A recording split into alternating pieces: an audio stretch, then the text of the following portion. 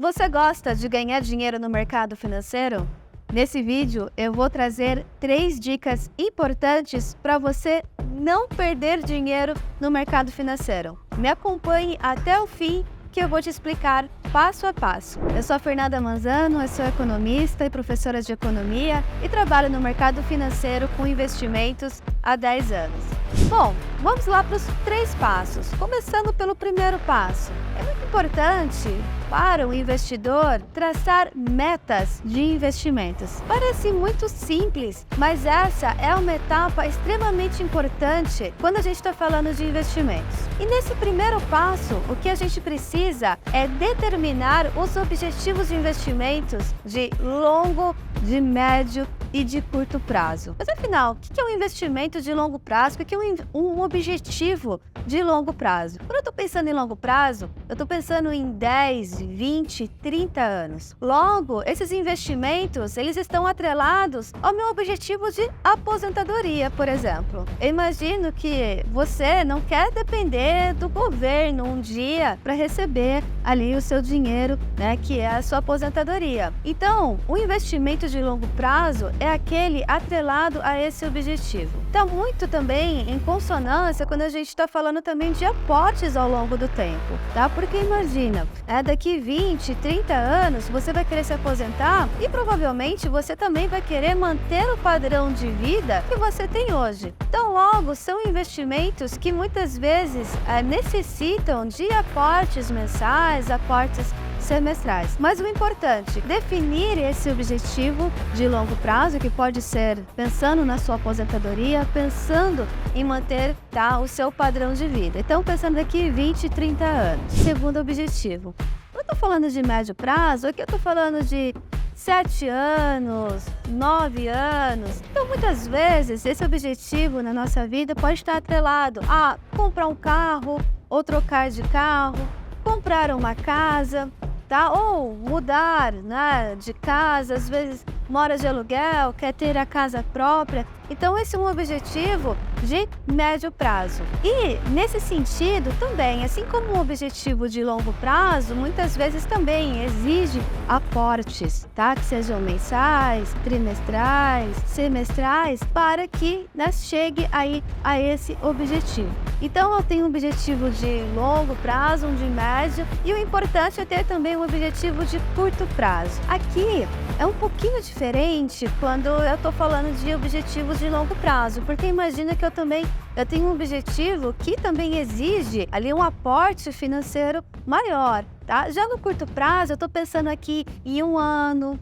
eu estou pensando em 2 anos. E é importante trazer que nesse período, muitas vezes podem ocorrer determinados fatos que a gente não tem controle. Então, por exemplo, a perda de um emprego, ou um problema de saúde, ou mesmo falando de economia, né? A gente teve aí a pandemia, algo que ninguém conseguiu prever. Então, são situações que saem totalmente do nosso controle. Por que eu estou falando isso para você? Porque quando eu estou falando de curto prazo, é importante que sejam investimentos que você consiga resgatar ele de forma rápida, que é o que a gente chama de reserva de emergência. Então, quando o investidor, você é investidor, eu investidor, a gente está ali fazendo os nossos objetivos, esse de curto prazo, ele é importante que sejam investimentos que você consiga resgatar rapidamente. Então, aqui, muitas vezes nas finanças, a gente traz que são investimentos ali que tem que ser mais ou menos até 10 vezes o salário, né, que tem, ou o rendimento que tem mensal, tá? Isso é muito importante para ter a reserva de emergência. Então, aconteceu algum fato inesperado, né, você consegue acessar rapidamente esse dinheiro e não passar aí por uma situação difícil. Então, esse foi aí o primeiro passo, né? Definir as suas metas, definir os seus objetivos. O segundo passo, que para mim é tão importante quanto o primeiro passo, é você entender qual é a sua tolerância ao risco. Nossa, que coisa difícil. O que é isso, tolerância ao risco nos investimentos? É você entender o quanto você, enfim, consegue lidar com as oscilações que tem no mercado financeiro. E eu não estou falando aqui somente lá da Bolsa de Valores. Nos investimentos em renda fixa também tem oscilações. Então, conhecer aí qual é a sua tolerância faz todo sentido, tá? É muito importante. Por quê? Muitas vezes o investidor ele fala assim, eu tolero o risco